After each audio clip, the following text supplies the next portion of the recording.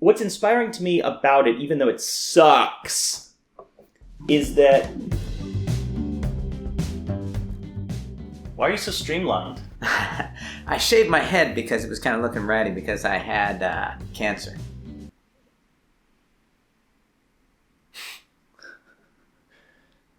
I had cancer. I think it's gone now, but they're going to give me more chemo just to make sure. The cancer was in your hair. Yeah.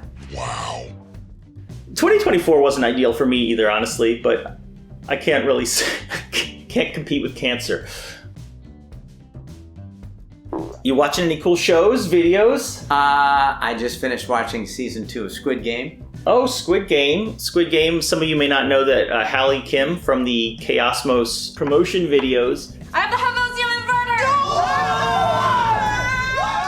And she also was in Battle Stations and Dirtside as well. So she was in those She's Kickstarter famous for lots of stuff besides the Squid Game. Yeah, she does the voice of the announcer on Squid Game season 1 and 2. Player 324 eliminated. And Call of Duty Warzone. Welcome to Squid Game. 3 players eliminated. And the Call of Duty Squid Game pack. Red light, green light. You get to play red light, green light, and you're about to stab somebody, but then, when it's red light, you might be this close to somebody and you can't move. Oh, that's cool. And you can't talk either, because I guess it listens to you. And then it'll turn green and then you get to stab them. Oh my god. Oh no. Oh my god. Oh my god. 12 players eliminated. Oh my god! Eliminated. Damn! What? I didn't even move! Hey, can you look left and right? No! It's been fun watching her ascent. Yes. It would have been nice to ascend at the same time, at the same rate, the three of us, right? But yeah, well, I mean, you've got your Stranger Things. That's pretty strange. You know, that was a pretty big ascent there, my friend. Yeah, that's a... I try to remember the little people, Jeff, you know? I try to be one of the little people. Wow. Speaking of games, there's Mr. Beast, the YouTuber? I have heard of him. He's I don't know, narcissistic, sociopathic... you already said YouTuber. YouTuber. Oh gosh, that's mean. There's a lot. This is going on YouTube, you know. There's a lot of YouTubers that I really like. Present company excluded. This thing here that's about to come up, so hyped. It gets chills every time I see it. It could just be me with the microphone talking, but the fact that we cut to that visual to reinforce it, so good, and it's just so high quality. But he's got this game show called Beast Games, okay? No relation to Squid Game. And he takes 1,000 people, or 2,000 originally, cut down to 1,000. Just as game designers, I thought it was interesting, and I might mention some of the... I haven't heard anything about this game, so tell me. So, obviously, you or I could probably maybe come up with some more interesting, quote-unquote, games. Some of them are kind of stupid, like you have to balance this ball on a stick. I mean, not that impressive as far as a game design goes. But some of the games are quite good. So in the first episode, he says, okay, so there's 1,000 people in this room, and everybody is on these little platforms, and at the press of a button, the platform will collapse and you'll fall into a pit of styrofoam, and then you're eliminated. There's some interesting social games. The only problem is 1,000 people is just way too much, and in fact, the criticism of the show, and my criticism, of course, also would be you can't really get to know who any of the people are that well. There's some flaws, which I'll bring up in a second. First, he says, okay, there's 1,000 people here. We're going to have to cut some of you. I'll take volunteers. We're going to take $250,000, and everybody who quits now, we're going to divide up the $250,000 amongst those people. So if only one of you quits, you'll get $250,000. Right now, you're a millionaire. Oh, someone else hit it. All right, now you're only a $500,000 So there's supposedly a $5 million pot if you are the number one winner. Supposedly it costs $100 million. I don't know if that's true. Maybe Jimmy, Mr. Beast, gets 50, I don't know. But significant people quit, and they get about 19 grand each. Not bad for literally coming in last. Right. Then he says, okay, guys, someone in this row and someone in this column is going to have to quit. Otherwise, everyone will fall through. And when people don't, the entire row, it's pretty impressive. They have drone shots and stuff, and or a cable cam, really expensive. But as far as I can tell, they really did build all these little platforms, and everyone collapses into the thing. There's 1,100 cameras, they say, little GoPros. And it's funny. It's interesting. And then episode 2, and this is where I was starting to get pretty impressed, he said, okay, I'm going to divide the 500-something people that remain into 4 teams, and each of you needs to elect a captain to represent you. I am a veteran. I live in a vehicle. Would you self-sacrifice? If that's what it takes, they will crush me, but I won't take this away from you. Everyone's arguing all their virtues, you know. Right. It's like, one guy's like, I'm a vet, and I live in my car, and I'm broke, and it's just like... solid credentials. It's like, okay, so if you're offered money to abandon us, aren't you more likely to betray us? Right. It's like, they're all, you know, talking about their race and their gender, and it's fine, but it's interesting that that's how they're electing their captain instead of saying, well, who's the strongest, fastest, smartest of all of us? And so they elect the 4 captains, and then this is where I was blown away. All right, what happened? He starts a money ticker. It says $1, and it goes to $2, $3, and he says, if one or more of the captains press this button, your entire team, 100 people, whatever, will be eliminated. But and you get that money. You get the money. And he said there is a secret cap. I'm not saying what the cap is. And I, just based on how crazy the show had already been, I was like, it's going to be $1 million. I thought to myself, it's not going to get there because the captain's going to check out after 20 grand. So that's what you and I would have thought. It got to $1 million, and none of the 4 of them had pressed the button. Because that is what is so, I want to say incredible, but it's so insane about this show is that everyone on the show is ideologically aligned with this concept of being virtuous, being a quote-unquote good person, to such a degree that not only is their team happy for not being eliminated, but they're just like, we're all in this together. I'm like, no, you're not. You're all in this to win. It's literally called Beast Games. It's a game. Sure.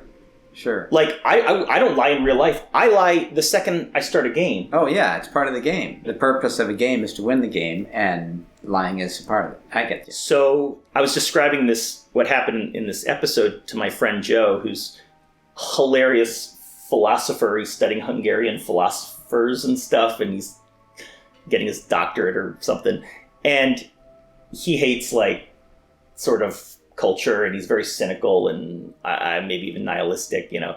And he said, the second I was elected, he said, I would lie and cheat and steal and do whatever I had to do to become the captain, and then I would press the button when it's at $1. And I'm like, what? He's like, yes, that is my anarchy. That is my way of like... Does he get to stay in the game?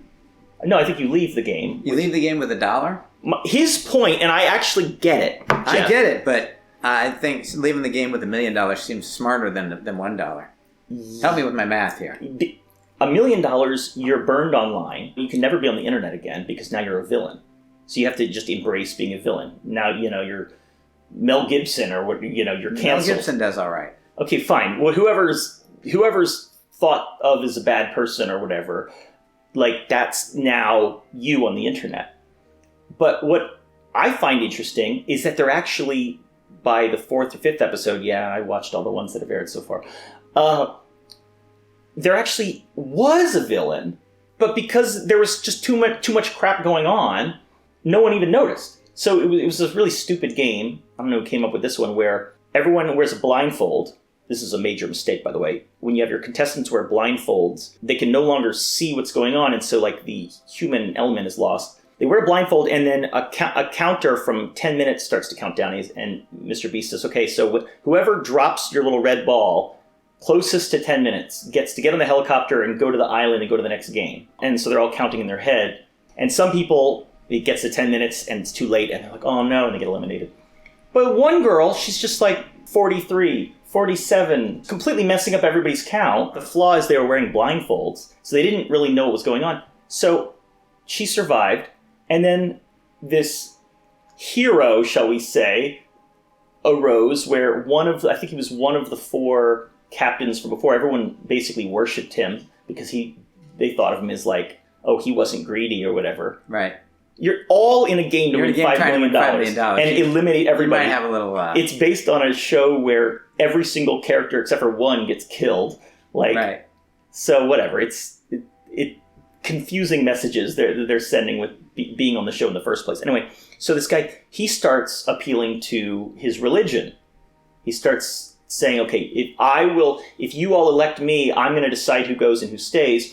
He says, I'm going to pray to God to like help me decide which 5 people to take with me. Everyone's like, well, you're just going to take your boys. He's like, no. So then he gets elected and he says, okay, so my boy and my other boy, then I'm going to let them choose. And they choose his other 2 boys? And then they choose his other 2 boys, but it's not me. See, I delegated that. And then there's 1 vote left. And the woman is like, what about women? There's no women. There's no women. You haven't elected women. He goes over to her and he says, and you will come. Because she complained about women, so then she gets to go, because I guess that's being virtuous. By the way, it's the same woman who was yelling out random numbers while she was wearing a blindfold. Oh, that's awesome. She got rewarded just because no one could see her. So it's I like it. Just infuriating. It sounds like you really love this show. No, I hate the show because for the most part, the design of the games is weak and there's no like overarching vision that ties the games together. One moment that was pretty hilarious was everybody's supposed to balance a ball on this like stick thing, right? Like a plate on a stick, and then there's a ball. And then Mr. B says, okay, so whichever team passes the ball and the stick to everyone on their team first, that whole team gets to go. Problem is, it's impossible. It's windy and whatever. It's impossible to balance.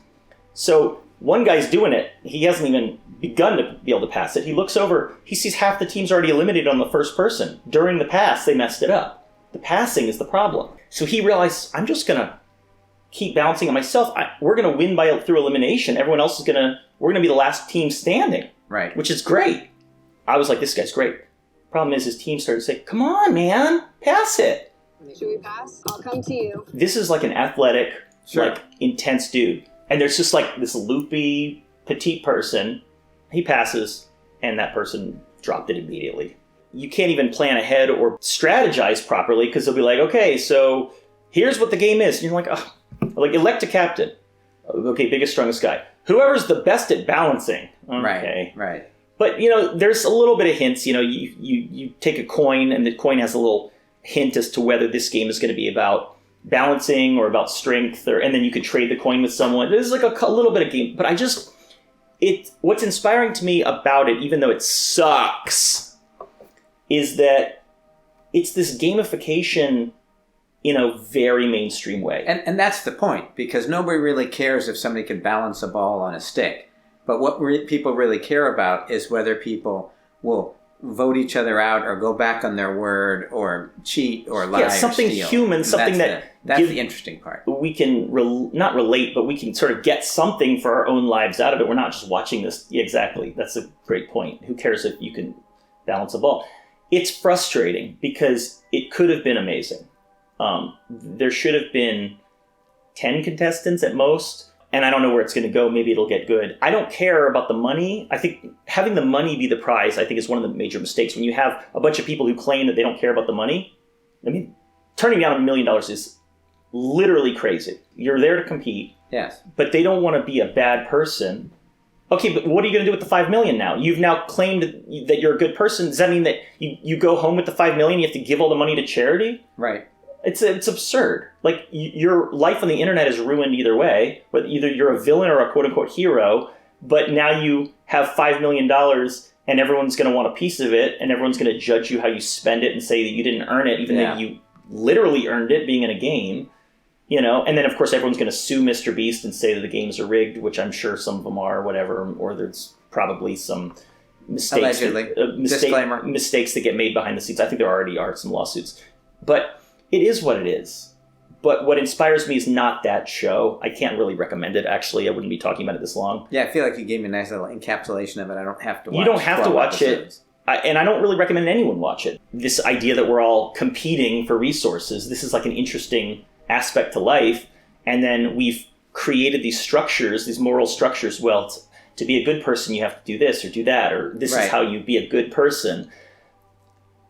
And then ultimately, the goal in life is it really to make as much money as possible? Is that the goal? Because that's what Mr. Beast is kind of saying. But then everyone's acting like that's not the goal. But then that is literally the goal. If I win $5 million, I can use that to make passive income for the rest of my life. Difference that money can make and how it can support a community. I will die for this. There's a lot of clowns that want to donate the money. I'm buying jet skis and gold chains. Are board games better if there's a wager?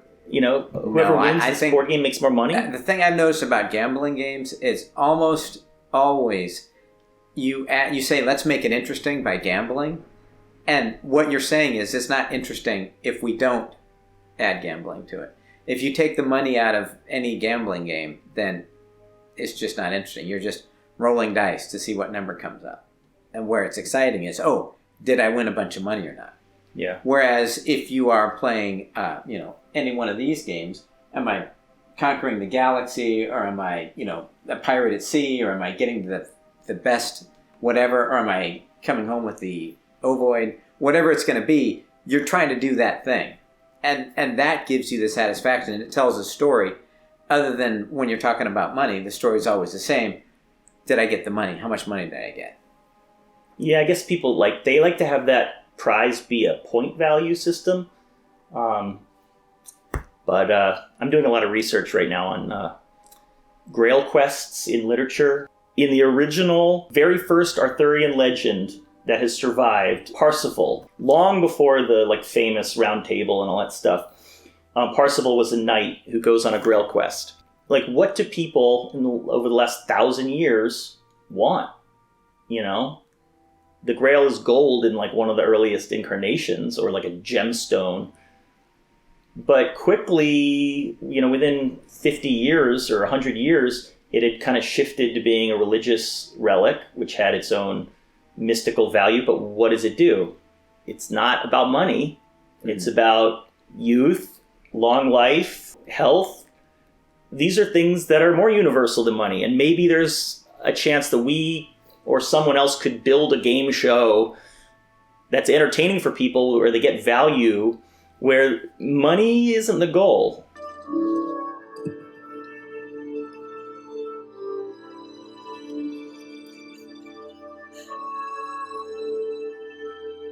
I love the Great British Baking Show. Yeah. And the prize in that is that you get a platter that says the Great British Baking Show. It would have been nice to have 50 grand, I'm sure, but it doesn't change the fact that they're really trying to bake as well as they could. And that is kind of the difference between British television and American television. Yeah, maybe it's just the fact that I'm American that I'm cringed out so much by other Americans. Awesome. Well, anyway, I'm glad you certainly are spry and you have energy, so I'm sure. That's right. I'm 60 years old now, so. Well, I meant about the cancer, not the age. Yeah. But the treatments appear to have killed it all, because you look fine. Well, thanks for watching. Let us know what your 2025 goals are. I guess we didn't talk about goals. I guess we'll do that in a different video. We'll do that some other time. Maybe we'll hear about their goals and then we'll talk about them. Let me know what you think about games and Beast games or Squid Game or whatever we've been talking about, if anything, those of you who made it this far. And thanks for watching. Happy 2025. Good luck with everything.